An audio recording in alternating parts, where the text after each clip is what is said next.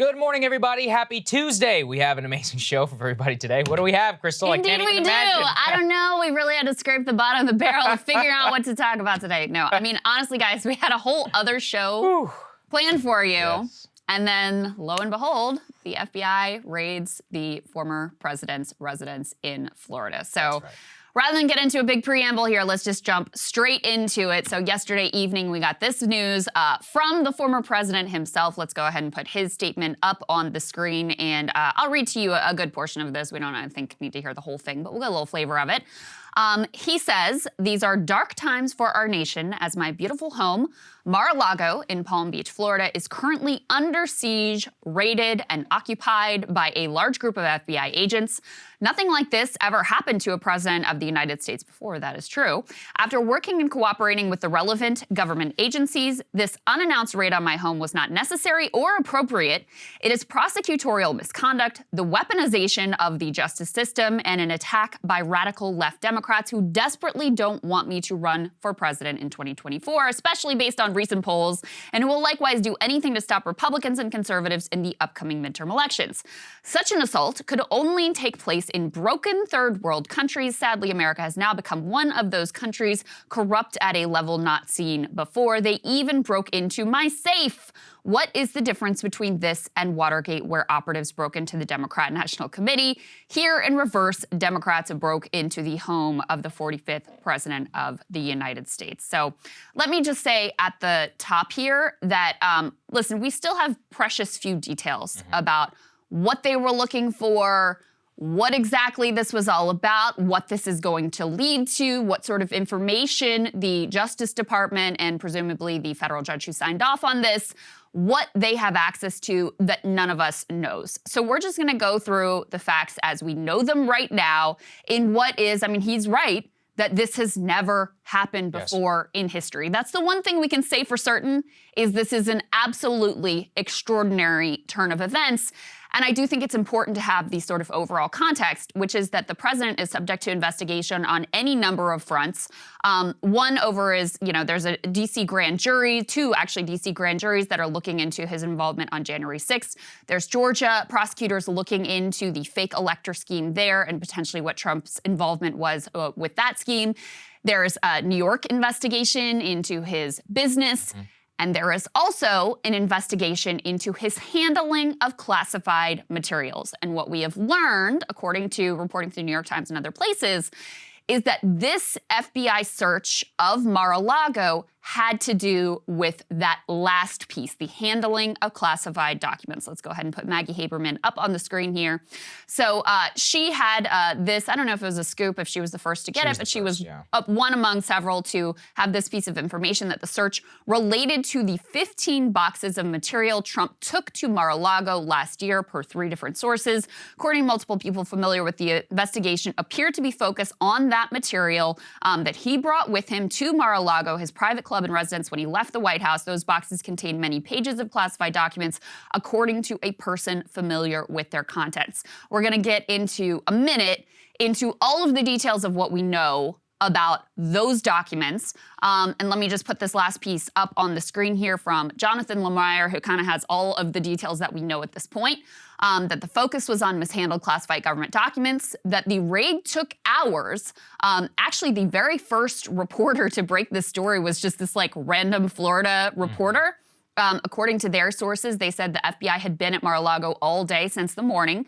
And they actually were like, to be honest with you, am not a strong enough reporter to chase this down, but I promise it's real. And of course, it did turn out to be real. Trump was not at Mar-a-Lago. We could probably presume that that was intentional. He was in New York at the time. And the Biden White House apparently was not given a heads up. Top aides learned about it on Twitter and by news accounts, as we all did. The last piece they have there is that potentially why this is happening right now at this time is because we are just about into 90 days before the election. Remember, at the beginning of the week, we were talking about, 100 days till the election just recently. So typically 90 days out from an election, there's what's called a quiet period where they don't want to have any big actions like this that could impact the politics of the situation. So, Saagar, that's basically what we Yeah, I mean, I don't think there's anything else to say except it's obviously an extraordinary event. We don't appear to know all that much. Currently, the focus appears to be on mishandled classified government documents. Of course, it's an extraordinary event for the Department of Justice to sign off on a search warrant of the former president of the United States in order to raid his compound. It's even more extraordinary because a judge apparently reviewed the evidence and found evidence not only that the search warrant would be aided to an investigation, but that they had reasonable suspicion that they would find something that would aid that investigation and push it even further. Yeah. And of course, as you and I have been discussing,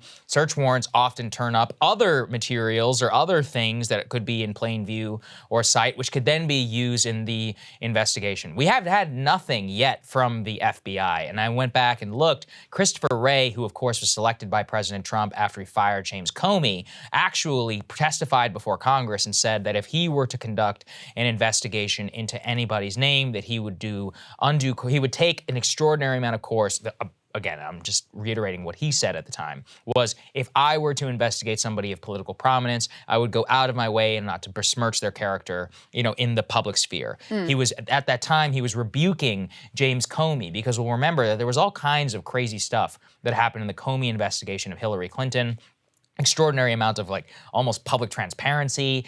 Comey, of course, giving press conferences, which at the time was, extraordinarily out of the norm. Yeah. He was actually even rebuked by Loretta Lynch for doing so. And everybody hated the way everybody hated the way he handled it. It was horrific. Yeah. And then beyond that, of course, the political influence of Loretta Lynch at the time. So, of course, the Biden White House claims that they did not know about this. Previous reporting does indicate, though, Krystal, that President Biden had been very frustrated and had made it known, not necessarily to Merrick Garland, but to other people around him and his coterie, that he was frustrated that Merrick Garland had not been investigating former President Trump. So that appears to be the case. I mean, as I was telling you this morning, having a lot of flashbacks to Loretta Lynch, the Obama administration, the Department of Justice, the tarmac meetings, and more. So I think everybody should just buckle up and get ready to learn a hell of a lot about the Presidential Records Act, about the constitutional education impact. For you today. Yes, I've spent the last several hours reading about all of this for you. An expert. There is so much to say about this. Yeah. First of all, I do want to underscore some of the basic points here about what it takes to get this type of warrant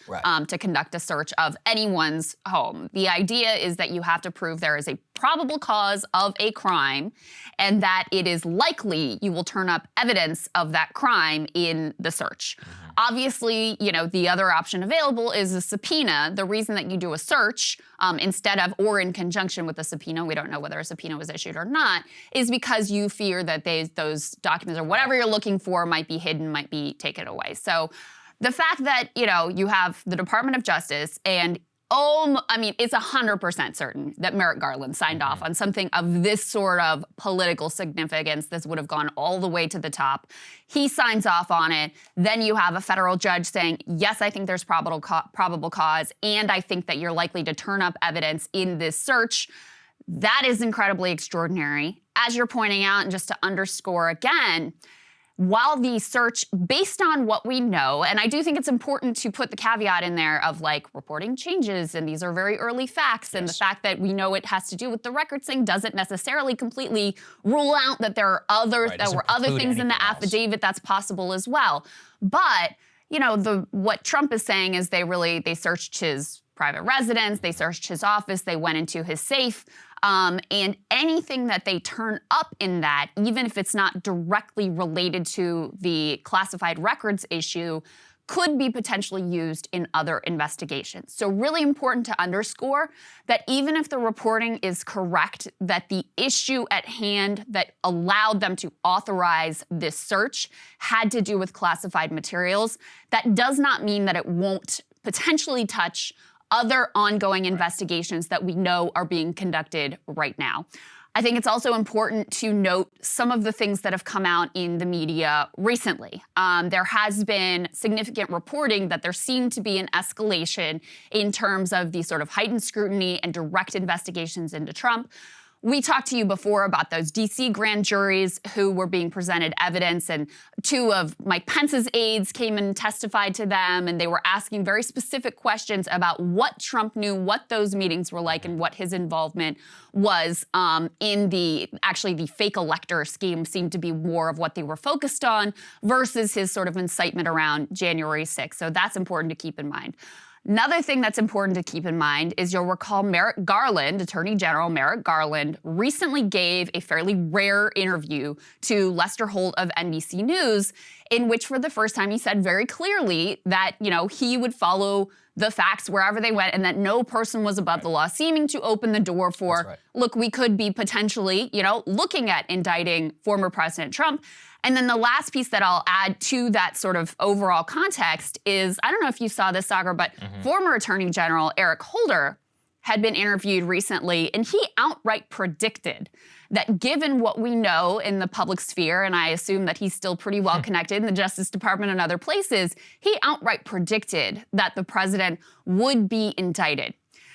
Given how extraordinary it is to have, that this has never happened before, the president's home being searched by the FBI, it's pretty hard to imagine at this point that they go to that length and don't ultimately end up with some sort of indictment of the former president. It's hard to read the set of facts otherwise. We will speak, well, also, and this is possibly the case, we're speaking with lawyer Bradley Moss. He's actually a national security lawyer who specializes in classified litigation. So we'll be speaking with him about that. But actually, I was speaking with him earlier when we were booking him last night. And it's actually even possible that this isn't even about Trump necessarily, but it's also about the people around him. So we'll also get to the political ramifications, which is, I think just at the top, I'll state this.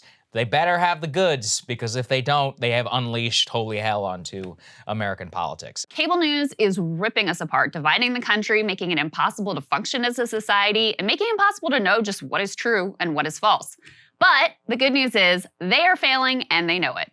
That is why we're building something new, a new mainstream, a healthier one, something more trustworthy, something that we are going to need in one of the most pivotal times in American history. We are building up here for the midterms, for the upcoming presidential election, but we need your help. So if you can help us out by becoming a premium member today at breakingpoints.com, we're trying to change America for the better and the entire world. So what are you waiting for, guys? Go to breakingpoints.com and sign up and help us build a new mainstream.